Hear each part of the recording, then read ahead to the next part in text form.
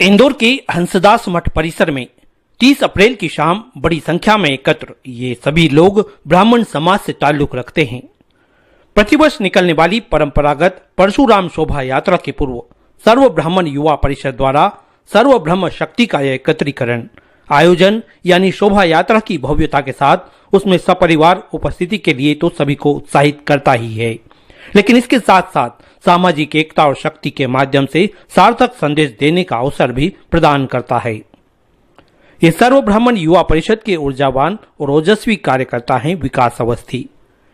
ब्राह्मण एकता के लिए वर्षों से संघर्ष कर रहे विकास अवस्थी का मानना है कि उनका यह संघर्ष एक दिन सफल होगा और उस वक्त देश, प्रदेश और शहर का प्रत्येक समाज बंधु अपने ब्राह्मण होने पर गर्व करेगा।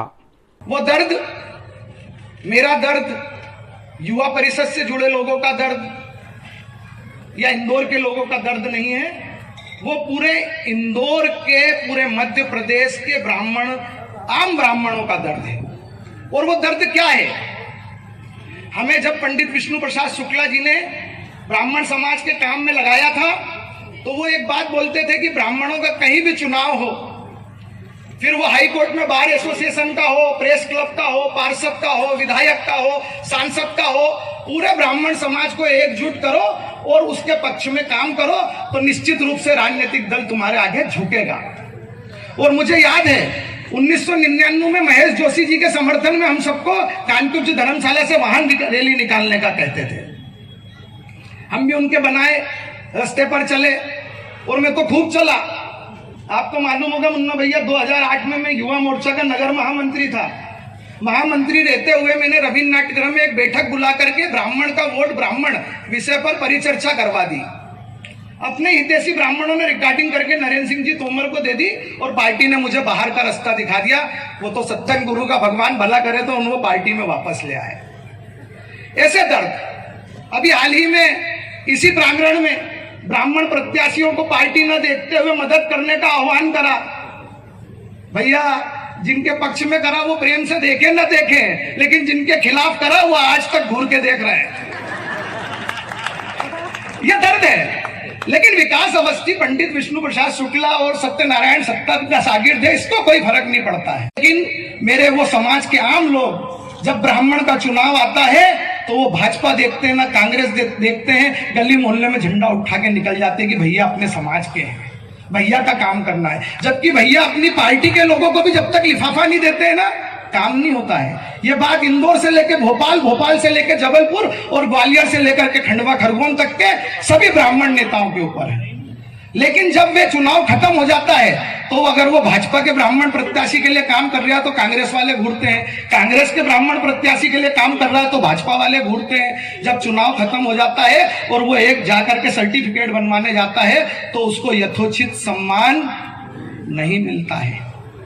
मैं उनसे निवेदन करना चाहूंगा, जो 60-70% राजनेता हैं जो भूल जाते हैं कि उनकी पावर, बैक पावर क्या है, वे याद रखें कि अगर उनके घर पर समाज का व्यक्ति आता है तो उनके ऑफिस बॉय को बोल दें पहले तो उसको ठंडा पानी पिलाना, फिर उसको बोलना तुम दोबारा चक्कर मत लगाना, भैया आएंगे तो मैं बात करा दूंगा।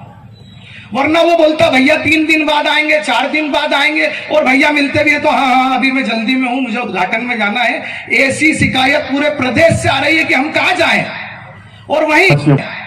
और वहीं अभी आपने देखा होगा यादव समाज का मुख्यमंत्री बने, पूरे मध्य प्रदेश के अंदर कोई कांग्रेस का यादव हो या भाजपा का हो या सपा का हो, सबने बधाई संदेश के होर्डिंग लगाए, क्योंकि उनके सम्मान का ध्यान भी वे लोग रखते हैं।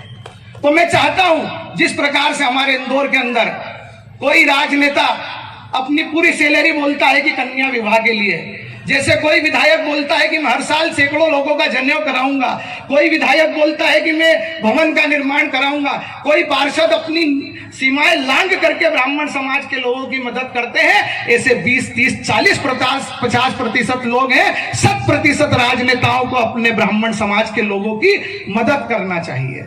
और ये बात अगर आप लोग बोलेंगे, आप लोग कहेंगे तो निश्चित रूप से सब मानेंगे। मैं किसी का नहीं कह रहा हूं कि कौन करता है कौन नहीं करता है, लेकिन हाँ, करने वालों का जो आंकड़ा है वो 30-40% है।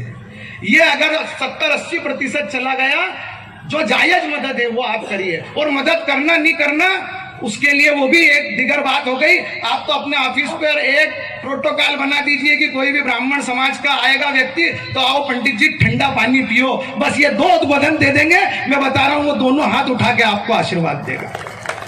ये बात पूरे प्रदेश के, पूरे देश के ब्राह्मण समाज के राजनेताओं तक जाना चाहिए, तो ही हम जैसे लोग जो ब्राह्मण एकता के लिए अपना जीवन खपा के बैठे हैं उनको लगेगा कि उनको सुनने वाला, उनकी बात को मानने वाला कोई है।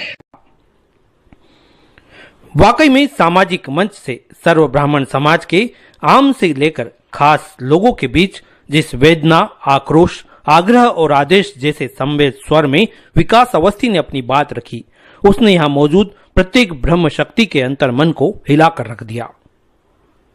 सामाजिक स्तर पर तो ठीक, लेकिन समाज की शक्ति के माध्यम से राजनीतिक ऊंचाइयों पर पहुंचे देश भर के सारे ब्राह्मण नेताओं तक विकास अवस्थी ने जो बात पहुंचाई वह वाकई में देश के आम ब्राह्मण की पीड़ा है। अपनी बात में उन्होंने यही कहा कि जिस दिन अपनों का मान, सम्मान और सहयोग करने की भावना जाग उठेगी, उस दिन शक्ति के आगे सर्वशक्तिमान भी झुकने के लिए मजबूर होगा। परशुराम, जय जय परशुराम।